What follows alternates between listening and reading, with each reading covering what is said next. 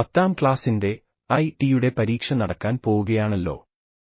അതുകൊണ്ട് കഴിഞ്ഞ ചില ദിവസങ്ങളായി തിയറി ചോദ്യങ്ങളുടെ 4 വീഡിയോകൾ ഈ ചാനലിൽ അപ്ലോഡ് ചെയ്തിരുന്നു.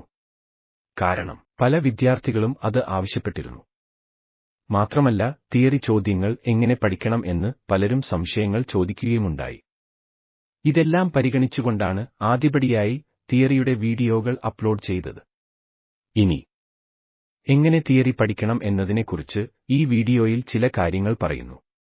തിയറി പഠിക്കുന്നതിനുള്ള ഒന്നാമത്തെ വഴി പരമാവധി ചോദ്യ മോഡലുകൾ അഥവാ മോഡൽ ചോദ്യങ്ങൾ നിങ്ങൾ പരിചയപ്പെടുക എന്നതാണ്. അതിന് ഈ ചാനലിൽ മുൻപ് അപ്ലോഡ് ചെയ്തിട്ടുള്ള വീഡിയോകൾ നിങ്ങൾക്ക് ഉപകരിക്കും. നിങ്ങളുടെ കയ്യിലുള്ള മറ്റ് റിസോഴ്സുകളും ഇതിനായി ഉപയോഗിക്കാം.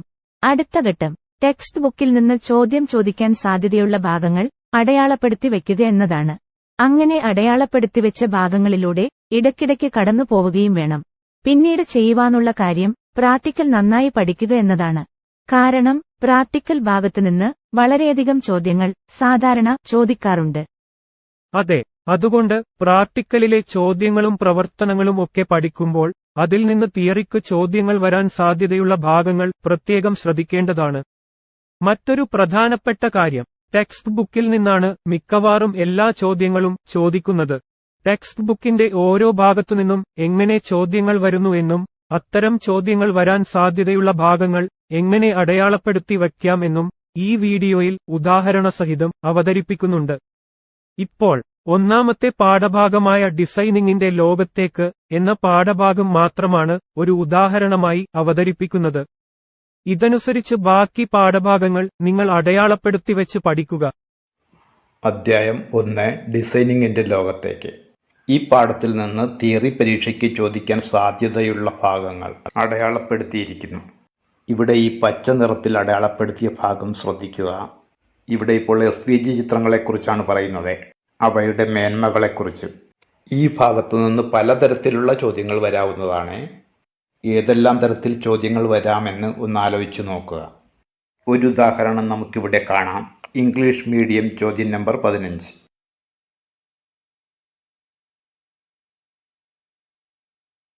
ഇനി അടുത്ത ഉദാഹരണം നോക്കുക.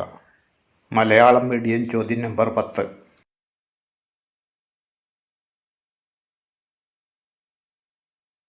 ഇങ്ങനെ പലതരത്തിലുള്ള ചോദ്യങ്ങൾ ഈ ഭാഗത്തു നിന്ന് വരാവുന്നതാണ്. SVG ചിത്രങ്ങൾ വലുതാക്കുമ്പോൾ വ്യക്തത നഷ്ടപ്പെടുന്നില്ല എന്ന ഭാഗം ശ്രദ്ധിക്കുക. ഇവിടെ നിന്നും ധാരാളം ചോദ്യങ്ങൾ വന്നിട്ടുണ്ട്. ഉദാഹരണം മലയാളം മീഡിയം ചോദ്യം നമ്പർ 16.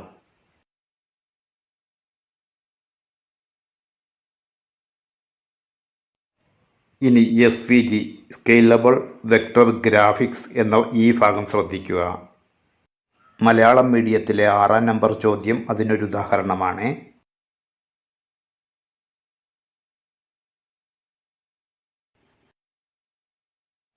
ഇനി മറ്റൊരു ഭാഗം.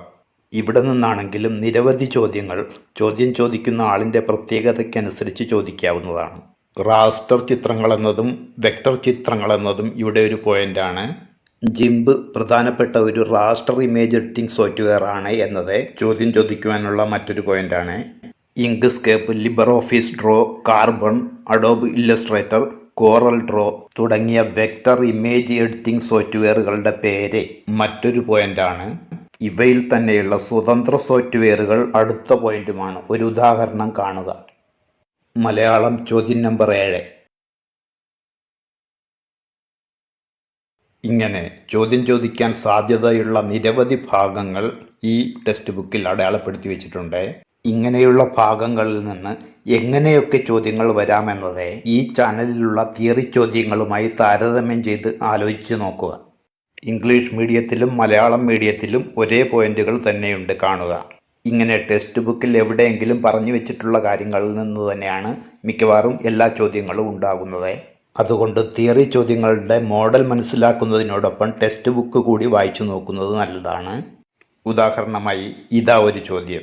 Image constructed by means of defining path between 2 points. അതിനെ കുറച്ച് മാറ്റം വരുത്തി ഇവിടെ ചോദിച്ചിരിക്കുന്നത് കാണുക. ഇംഗ്ലീഷ് ചോദ്യം 7. ഇനി ഇവിടെ ടെക്സ്റ്റ് ബുക്കിലുള്ള ഇങ്ക്സ്കേപ്പ് തുറന്നു വരുമ്പോഴുള്ള ജാലകം അഥവാ വിൻഡോ ശ്രദ്ധിക്കുക. ഇതിലുള്ള എല്ലാ കാര്യങ്ങളും നിങ്ങളൊന്ന് ശ്രദ്ധിച്ചിരിക്കണം, നോട്ട് ചെയ്തിരിക്കണം. ഓരോ ടൂളുകളുടെയും കൃത്യമായ പേര് നിങ്ങൾ പഠിച്ചു വയ്ക്കുകയും വേണം. അതുപോലെ അവയുടെ ഐക്കണുകളും. കൂടാതെ ഇവിടെ കാണുന്ന കളർ പാലറ്റ് ശ്രദ്ധിച്ചല്ലോ, ഇതിൽ നിന്നും ചോദ്യങ്ങളുണ്ടാകാം. നമുക്കിവിടെ ഇങ്ക്സ്കേപ്പിൻ്റെ യഥാർത്ഥ ജാലകത്തിലേക്ക്, ഒറിജിനൽ വിൻഡോയിലേക്ക് തന്നെ പോയിട്ട് ഇതൊക്കെ ഒന്ന് ശ്രദ്ധിച്ചു വയ്ക്കാം. ടൂൾ ബോക്സിലെ ആദ്യത്തെ ടൂൾ നോക്കുക. സെലക്ട് ആൻഡ് ട്രാൻസ്ഫോം ഒബ്ജക്റ്റ് ടൂളാണിത്. സെലക്ട് ടൂൾ എന്ന് നമ്മൾ ചുരുക്കി പറയുന്നുവെന്ന് മാത്രം. അതുപോലെ ഇവിടെ ഇപ്പോൾ ഇതാ create rectangles and squares tool. ഇവിടെ ചോദ്യം ചോദിക്കാൻ സാധ്യതയുള്ള മറ്റൊരു tool draw calligraphic or brush strokes, create circles, ellipse and arcs, create and edit text objects. ഇതൊക്കെ എന്തിനു വേണ്ടിയാണ് ശ്രദ്ധിക്കേണ്ടതെന്ന് ഈ ചോദ്യം കാണുമ്പോൾ മനസ്സിലാവും.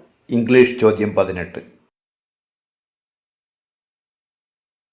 നമ്മളൊക്കെ പലപ്പോഴും ഉപയോഗിക്കുന്നില്ലെങ്കിലും പരീക്ഷയ്ക്ക് ചോദിക്കുന്ന ഒരു വില്ലൻ ടൂൾ ഇവിടെയുണ്ട്, എഡിറ്റ് പാത്സ് ബൈ നോട്ട്സ്. ഈ ചോദ്യം കാണുക. മലയാളം ചോദ്യം 3. ഈ ടൂളിൻ്റെ ഉപയോഗം ഞാനൊന്ന് കാണിച്ചു തരാം. ഞാനിപ്പോൾ ഇവിടെ ഒരു ഓബ്ജക്റ്റ് വരയ്ക്കുന്നു. ഇനി പാത്ത് മെനുവിൽ ഓബ്ജക്റ്റ് പാത്ത് എന്നതിൽ ക്ലിക്ക് ചെയ്യുന്നു. ഇനി നമ്മുടെ ടൂളിൽ ക്ലിക്ക് ചെയ്യുന്നു. ഈ ഒബ്ജക്റ്റിൻ്റെ പാത്തിൽ ഒരു ഭാഗത്ത് ഡബിൾ ക്ലിക്ക് ചെയ്തിട്ട് അതിനെ എഡിറ്റ് ചെയ്യുന്നു. ഇങ്ങനെ ഒബ്ജക്റ്റിൻ്റെ പാത്ത് എഡിറ്റ് ചെയ്യുവാനുള്ള ഒരു ടൂളാണത്. ഫിൽ ആൻഡ് സ്ട്രോക്ക് ജാലകവുമായി ബന്ധപ്പെട്ട ചില കാര്യങ്ങൾ ശ്രദ്ധിക്കുക. 2 ഉദാഹരണങ്ങൾ ഇവിടെ കാണിക്കാം.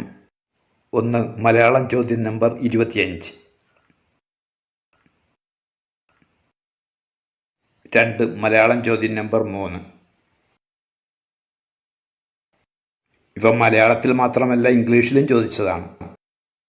കൺട്രോൾ ഷിഫ്റ്റ് കീകൾ ഒരുമിച്ചമർത്തിയാൽ എന്തു സംഭവിക്കുമെന്ന് നോക്കാം. ആദ്യം ഒരു ചോദ്യം പരിശോധിക്കുക. മലയാളം ചോദ്യം 26. ഞാനിപ്പോൾ ഇവിടെ ഒരു വൃത്തം വരച്ചു വെച്ചിട്ടുണ്ട്. അത് സെലക്ട് ചെയ്തതിന് ശേഷം ഇവിടെ എഡിറ്റ് എന്നതിൽ ക്ലിക്ക് ചെയ്ത് ഡ്യൂപ്ലിക്കേറ്റ് എന്നതിൽ ക്ലിക്ക് ചെയ്ത് ഒരു ഡ്യൂപ്ലിക്കേറ്റ് എടുക്കുന്നു. ഡ്യൂപ്ലിക്കേറ്റിന് തിരിച്ചറിയാൻ വേണ്ടി ഒരു നിറം കൊടുക്കുന്നു. ഇനിയാണ് മാജിക്. കൺട്രോളിലും ഷിഫ്റ്റിലും ഒരുമിച്ചമർത്തിക്കൊണ്ട് അതിനെ ചെറുതാക്കുന്നു. പച്ച വൃത്തത്തിൻ്റെയും ഡ്യൂപ്ലിക്കേറ്റ് എടുക്കുന്നു. ഡ്യൂപ്ലിക്കേറ്റിന് മറ്റൊരു നിറം കൊടുക്കുന്നു. വീണ്ടും കൺട്രോളും ഷിഫ്റ്റും അമർത്തിക്കൊണ്ട് അതിനെയും ചെറുതാക്കുന്നു. ഒരു ക്രമീകരണവും ഇനി ആവശ്യമില്ല. വൃത്തങ്ങളെ അനുപാതത്തിൽ തന്നെ ചെറുതാക്കുവാൻ കഴിഞ്ഞു. തിയറിക്ക് മാത്രമല്ല പ്രാക്ടിക്കലിനും ഇത് ഉപകരിക്കും. പ്രാക്ടിക്കൽ വീഡിയോകൾ ചെയ്യുമ്പോൾ കൺട്രോൾ കീയും ഷിഫ്റ്റ് കീയും ഒരുമിച്ചമർത്തി വൃത്തം വരയ്ക്കാൻ ഞാൻ പറയുന്നത് നിങ്ങളൊന്ന് ശ്രദ്ധിച്ചു നോക്കുക. മുൻ വർഷങ്ങളിലെ പരീക്ഷാ ചോദ്യങ്ങൾ നോക്കിയാൽ മതി. കൺട്രോൾ ഷിഫ്റ്റ് കീയുടെ ഉപയോഗം നമ്മൾ പരിശോധിച്ചു. ഇനി ഇവിടെ കാണുന്ന കാര്യം ഒന്ന് പരിശോധിച്ച് നോക്കാം. കളർ പാലറ്റിൻ്റെ ഇടത്തെ അറ്റത്തുള്ള ഇൻറ്റു കീ ഉപയോഗിക്കുന്നത്. മലയാളം ചോദ്യം 28, ഇംഗ്ലീഷ് ചോദ്യം 3.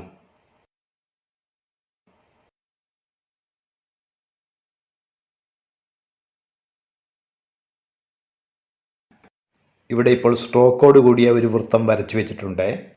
താഴെ ഇവിടെ കളർ പാലറ്റിന് ഇടതുഭാഗത്തുള്ള ഇൻറ്റു മാർക്ക് ശ്രദ്ധിക്കുക. ഷിഫ്റ്റ് കീയിൽ അമർത്തിക്കൊണ്ട് ഞാനിവിടെ ഇൻറ്റു മാർക്കിൽ ക്ലിക്ക് ചെയ്യുകയാണ്. സ്ട്രോക്ക് അദൃശ്യമായി. ഇനി ഷിഫ്റ്റ് അമർത്തിക്കൊണ്ട് തന്നെ കളർ പാലറ്റിൽ ക്ലിക്ക് ചെയ്യുന്നു. സ്ട്രോക്ക് വന്നു. കളർ പാലറ്റിലെ ഏതു നിറത്തിലാണോ നമ്മൾ ക്ലിക്ക് ചെയ്യുന്നത് ആ നിറമുള്ള സ്ട്രോക്ക് ആയിരിക്കും വരുന്നത്. ഇൻറ്റു മാർക്കിൽ ക്ലിക്ക് ചെയ്താൽ സ്ട്രോക്ക് പോവുകയും ചെയ്യും. ഷിഫ്റ്റ് കീയിൽ അമർത്താതെയാണ് ഇത് ചെയ്യുന്നതെങ്കിൽ ഓബ്ജക്റ്റിനുള്ളിലെ ഫിൽ കളറിലായിരിക്കും മാറ്റങ്ങൾ ദൃശ്യമാവുക. ഇനി ഫിൽ ആൻഡ് സ്ട്രോക്ക് ജാലകത്തിലെ ഓപ്പാസിറ്റിയുമായി ബന്ധപ്പെട്ട ഒരു ചോദ്യം പരിശോധിക്കാം. മലയാളം ചോദ്യം നമ്പർ 20. ഇനി ഓബ്ജക്റ്റ് മെനുവിലെ ഗ്രൂപ്പിൽ നിന്ന് ചോദ്യം വരുന്നത് നോക്കുക. മലയാളം ചോദ്യം 8.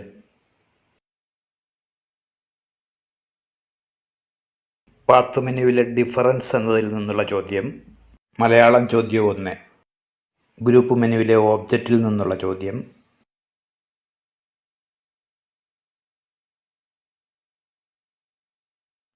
പാത്ത് മെനുവിലെ ഡിഫറൻസുമായി ബന്ധപ്പെട്ട ചോദ്യം.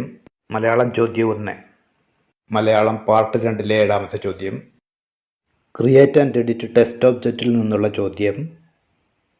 ഇംഗ്ലീഷ് 18. ടെക്സ്റ്റ് മെനുവിലെ പുട്ട് ഓൺ പാത്ത് ചോദ്യം. മലയാളം 19. ആൾട്ട് കീയുമായി ബന്ധപ്പെട്ട ഒരു ചോദ്യത്തിന് ഇവിടെ സാധ്യതയുണ്ട്. PNG ഇമേജിനെ സംബന്ധിച്ച ഒരു ചോദ്യം പരിശോധിക്കുക. ചോദ്യം മലയാളം 18. ഈ ചാനലിൽ ഇതിനു മുമ്പ് അപ്ലോഡ് ചെയ്ത തിയറിയുടെ മോഡൽ ചോദ്യങ്ങൾ കാണുക.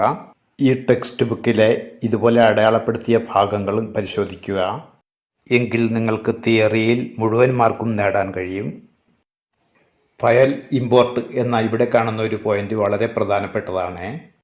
ഫയൽ ഇമ്പോർട്ട് എന്ന ഓപ്ഷൻ തിയറിക്കും പ്രാക്ടിക്കലിനും ഒരുപോലെ പ്രയോജനപ്രദമാണ്. കാരണം പ്രാക്ടിക്കൽ പരീക്ഷയിൽ ഇങ്ക്സ്കേപ്പിലും സിൻഫിക് സ്റ്റുഡിയോയിലും ചിത്രങ്ങൾ ഓപ്പൺ ചെയ്യാൻ കഴിയില്ല, ഇമ്പോർട്ട് ചെയ്യുവാനേ കഴിയുകയുള്ളൂ. ഓപ്പൺ ചെയ്യാൻ ശ്രമിച്ചാൽ ഫയൽ അവിടെ കാണുകയില്ല. അതുകൊണ്ട് അവിടെ ഇമ്പോർട്ട് ഓപ്ഷനാണ് ഉപയോഗിക്കുന്നത്. ഇതിൽ നിന്നൊരു തിയറി ചോദ്യം കൂടി കണ്ടു നോക്കുക. മലയാളം ചോദ്യം 4.